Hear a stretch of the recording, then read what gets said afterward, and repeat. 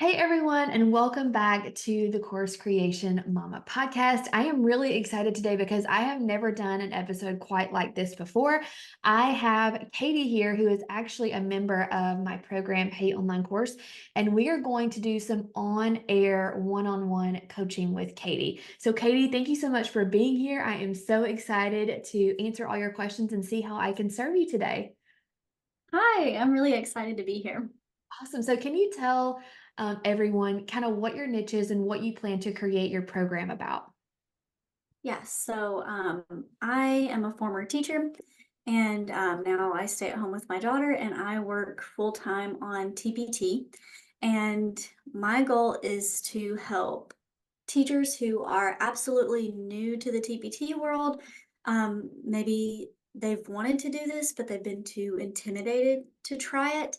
I want to help those teachers build and sell on TPT from the ground up. And that's my goal, is to just help teachers who, like me in the beginning, I was intimidated. I was worried about all of the even copyright issues, and I had no clue how to build a worksheet or anything like that. And so I just want to help those teachers specifically. Awesome. And for those who don't know, TPT stands for Teachers Pay Teachers. It's a website. It's basically like Etsy for teachers, where teachers create lesson plans and worksheets and activities and then list them on this platform, and then other teachers can buy from those teachers. It's a really cool website. It's how I got started with my business. So a lot of teachers are gravitating towards that right now because the world of education is kind of a dumpster fire right now, and a Yes. lot of teachers are wanting to either get out of the classroom or they just need extra money because they're not making enough to make ends meet, which is really sad. So it's great that you are, wanting to serve teachers in this way because it's a great need. So I love Mhm. that. Okay. So Katie has given me some questions. So I'm just going to start kind of going through these and we will answer them. And then if we have any follow-up questions, or we'll just kind of see where the conversation goes. It's going to be a really chill, laid back coaching session where we can just get a lot knocked out in a 30 minutes or so.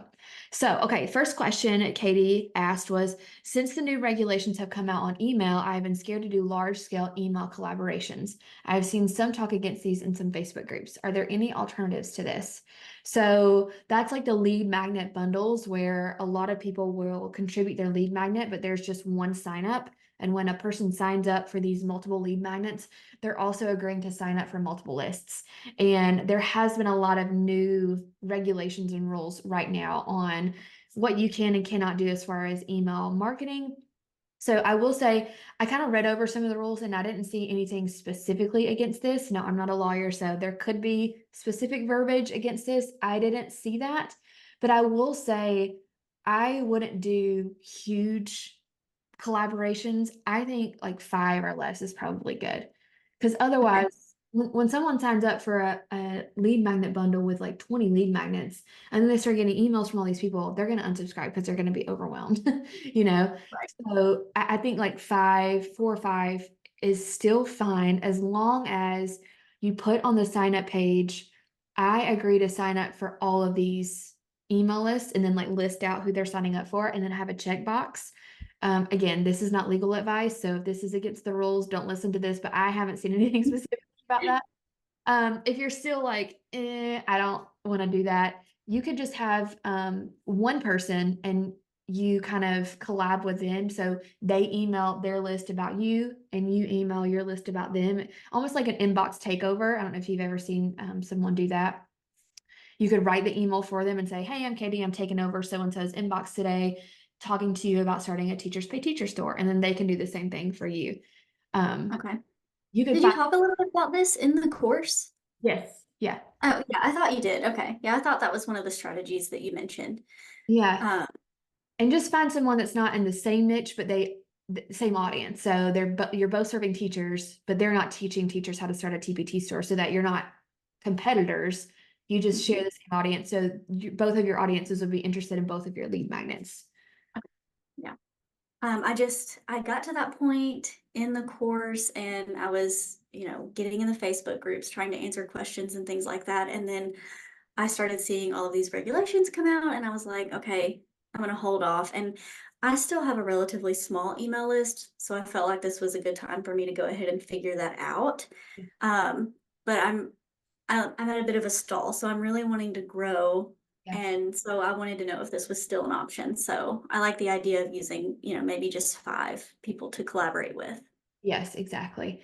Um, you could also, you know, go live on Instagram with someone. I think Instagram is probably still the best way to make connections right now with, kind of our age group and teachers. So I say our, I feel like you're at similar age to me, 20s, 30s. Mhm. Um, Yeah. so, um, I feel like if you start connecting with other teacher business owners on Instagram that are not direct competitors with you, get to know them in the DMs, and then you can start, doing collabs with them, going live, doing an email collab. If they have a podcast, asking to be on their podcast. It's just really smart to build connections, Mhm. true connections in the beginning. That has really helped grow my business a lot, is just really becoming friends with people that I haven't actually met in person, but we're friends over, over Instagram. Yeah. Yeah. Awesome. Okay. Next one, number 2. I have a Pinterest account for my TPT business. Should I create a separate one for my TPT seller business? I don't think so. I think because the audiences are the same teachers, I don't think you need to create a separate. I will say, with Pinterest, you want to claim a website. I don't believe you can claim TPT as like your primary business website since it's not yours. So, do you have a website or do you plan to make one? I have one and it's connected on there. So, You're pinning from that website. I think you can keep the same. okay. All right.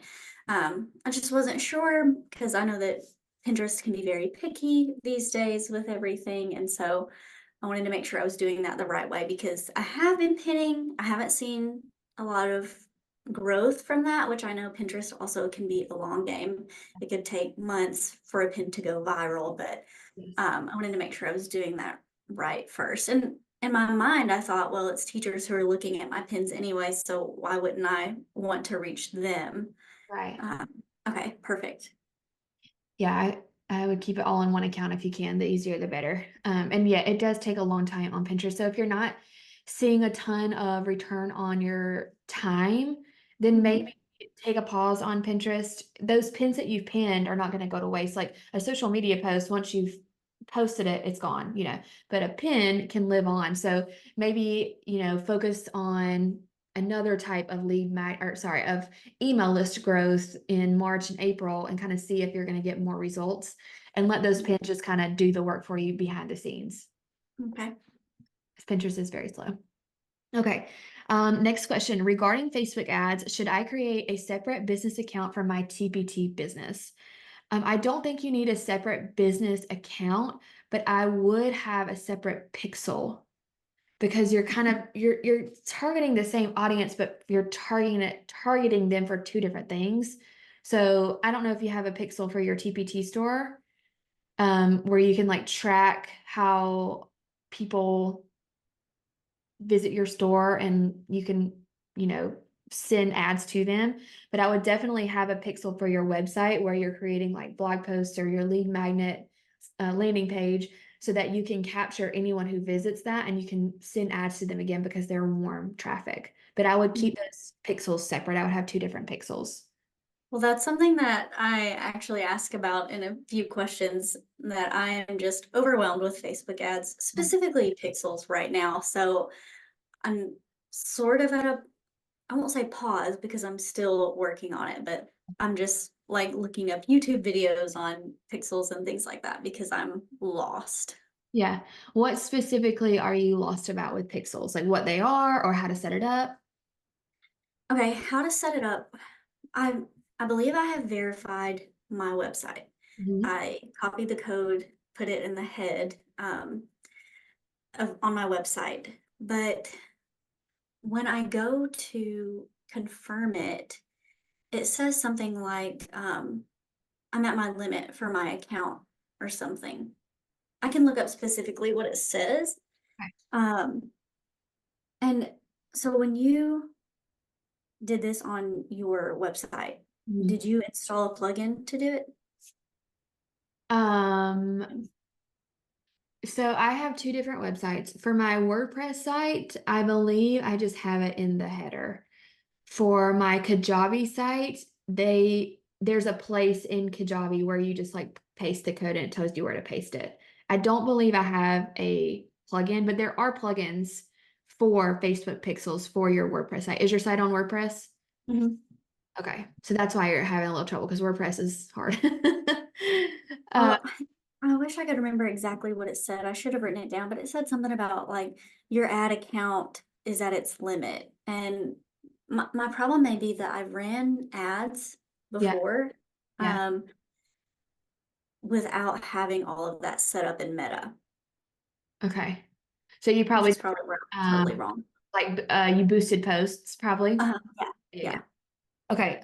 So I am not like a Facebook ads expert. I won't claim to be. I do run a lot of Facebook ads, so I know about them. But as far as like error messages, what I would do is I would take a screenshot of what you're seeing, post it inside our Facebook group, and tag Jenzea. She's our Facebook ads expert in our group. Okay. She has her own ads agency, so she can help you with that. I don't, as far as like having a limit, there shouldn't be a limit on the amount of pixels. I can't think of what that limit would be, but again, I'm not an ads expert. So ask her in the group.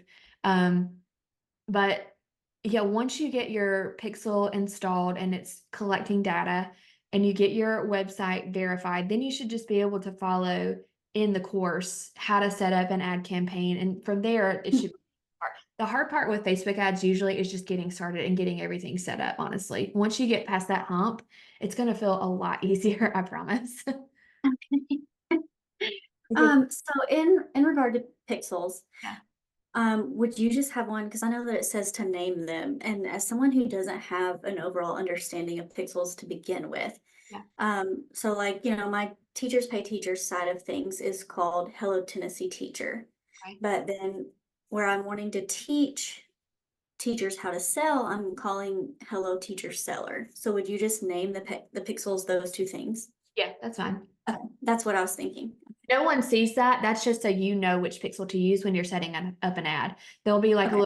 a drop down when you're setting up an ad campaign and you can choose which pixel you want. And that's just so you know which one you're choosing is the right one for the right audience.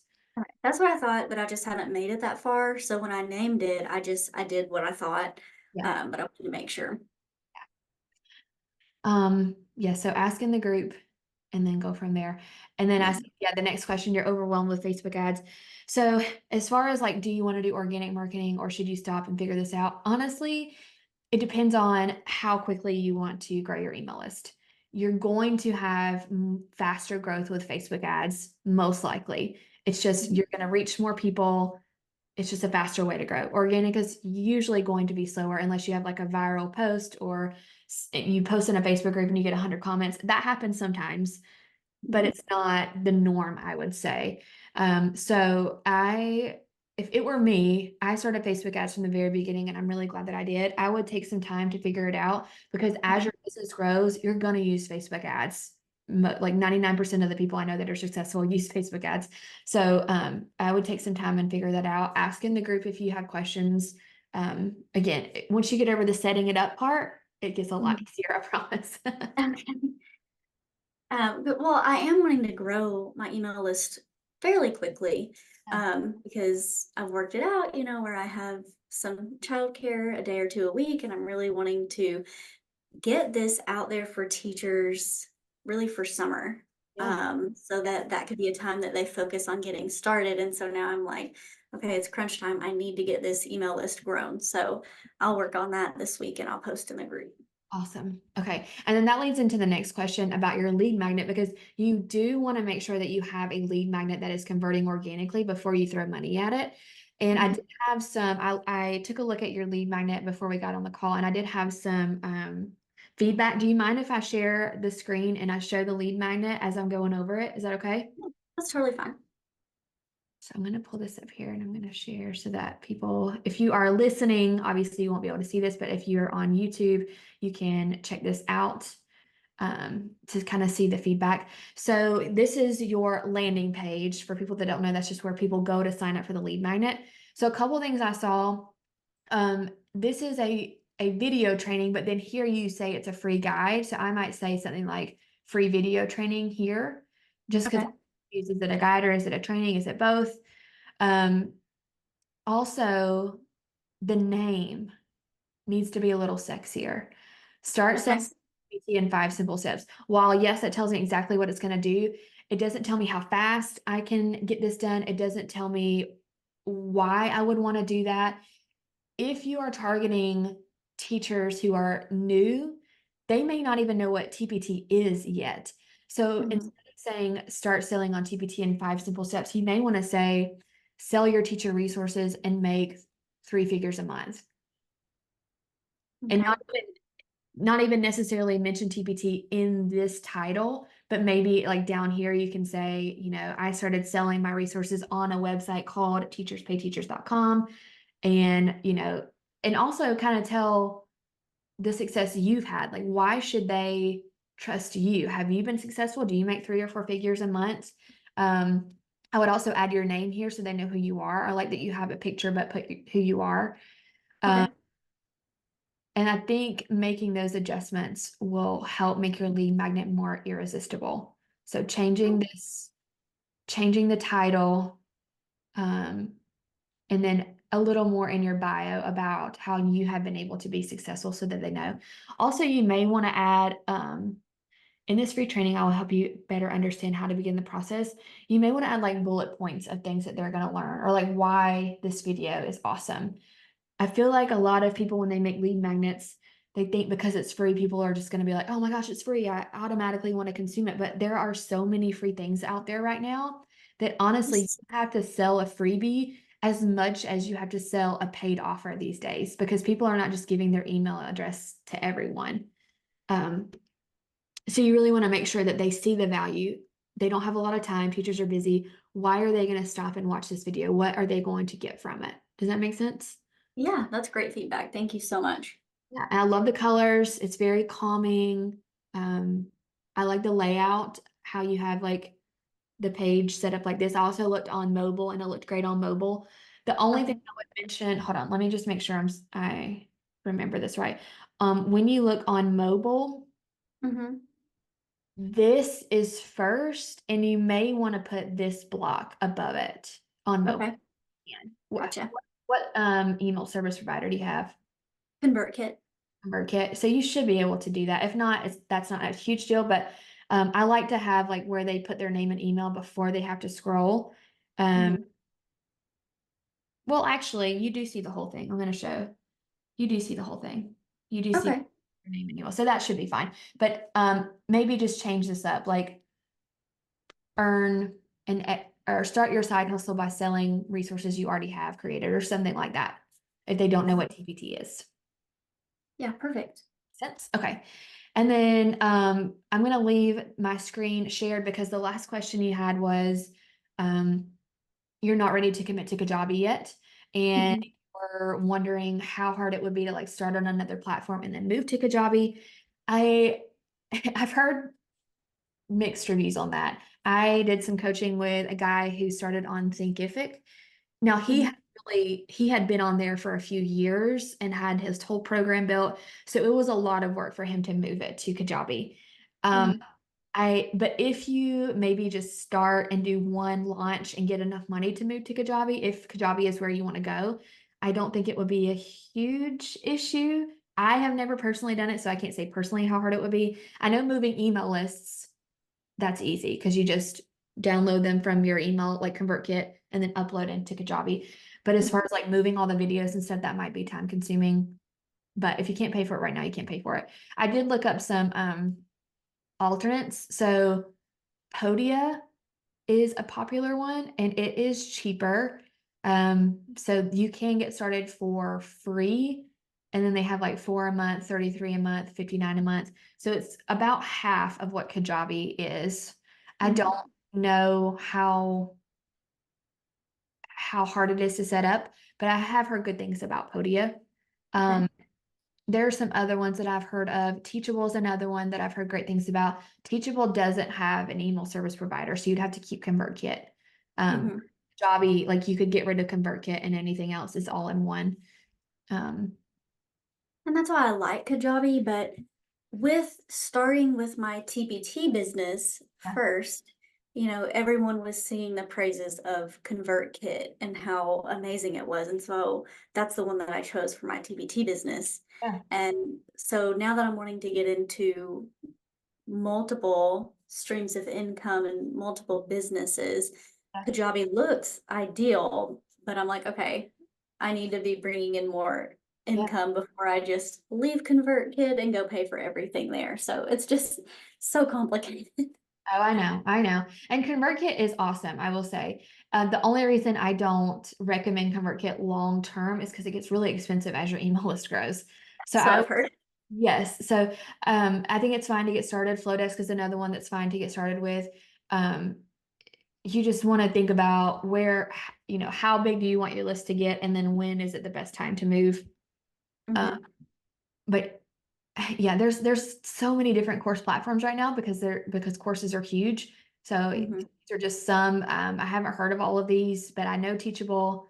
Thinkific I have heard is okay, but I think I would choose Teachable over Thinkific. But check out Podia. It's more of an all-in-one. Like you can put a website there, which I know your website is already on WordPress. I did the same thing. I started my website on WordPress, so it's still there because of Mhm. SEO. I had built SEO there. Um, but it's worth checking out. Yeah, okay. Awesome. So those are all the questions that you had sent. Is there anything else that you thought of or want to go over? Yeah, so this may be, I don't know. I have a tendency to have like a one-track mind and it's hard for me to branch out. So you talk about, collaborating with people who are not in the exact same niche, but they're in a similar one. So for me, I'm wanting to reach out to it doesn't have to be a new teacher, but a teacher who hasn't started selling on TPT and they just need that help. So when I've, scrolled through Instagram when I was going through that part of the course and just looking for people to collaborate with, I'm like, okay, someone who sells mock-ups is in a similar niche, but someone who's not already selling on TPT is probably not following someone who makes mock-ups. Mhm. So, I was thinking of a passive income page that's not specific to TBT, but they're talking about passive income in general. As a former teacher, I know that you've branched out and you teach how to make courses of all types, but just as a former teacher, what niches would you recommend that I collaborate with? Yeah, that's a great question. So maybe think about niches, whatever, that aren't specifically business related, but they do Mhm. serve teachers. So maybe someone who is helping teachers with their, I can specifically think of someone who does, um, what is it called? I'm not an elementary teacher. Like the morning meetings. Oh, okay. So she helps teachers do their morning meetings with their kindergartners and has like slides for their board and like an agenda, that kind of thing. So she's serving teachers, but she's not teaching specifically about business. So you can collaborate with those types of people because if these teachers that you want to serve haven't started a business yet, then that would be the perfect crossover. Yes, okay. See, I don't know why I can't just think outside of the box and think like that. That's such a good idea. And I'm friends with several teachers on Instagram who are Yes. in a business, but not that They're business. not So, serving teachers who want to, yeah. There's like another girl who does social emotional learning. She teaches teachers that. So there's lots of teachers that are serving other teachers who are not teaching them how to start a business. So I would start there. yeah, excellent idea. I love that. Yeah. Anything else?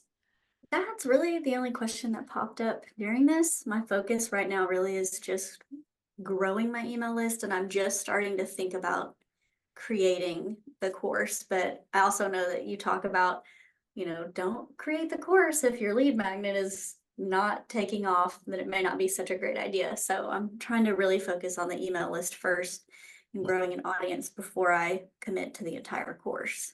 Yeah, for sure. I think if you make those adjustments on the lead magnet and just make it more enticing, then Mhm. I know that this niche is going to be profitable because I'm kind of in a similar niche. I teach teachers how to create resources and then sell them. Usually they have already, so my teachers might even be before your teachers. They're not really even looking for a business yet. They're just looking to make resources for their classroom. But Mhm. within the groups that I, am in, I can see teachers are really wanting some type of extra income. They need it. It's not even a want, it's a need, which is going to make your niche even more profitable right now. So I know it can be profitable. It's just getting that lead magnet tweaked and getting your messaging on point. And then I think it's going to be great. Great. I'm gonna work on that today. I'm so excited. Awesome. And don't forget about the Facebook ads. I think that's really going to boost your email list growth a lot more quickly than trying to do organic. So Okay. All right. I will post in the Facebook group today and change up my lead magnet. I have some action steps. yes. Awesome. All right, Katie. Well, this was great. It was so fun chatting with you. Thanks for coming on the podcast and my YouTube channel to do this. And I can't wait to see how all these changes grow your business. Yeah. Thank you so much for having me.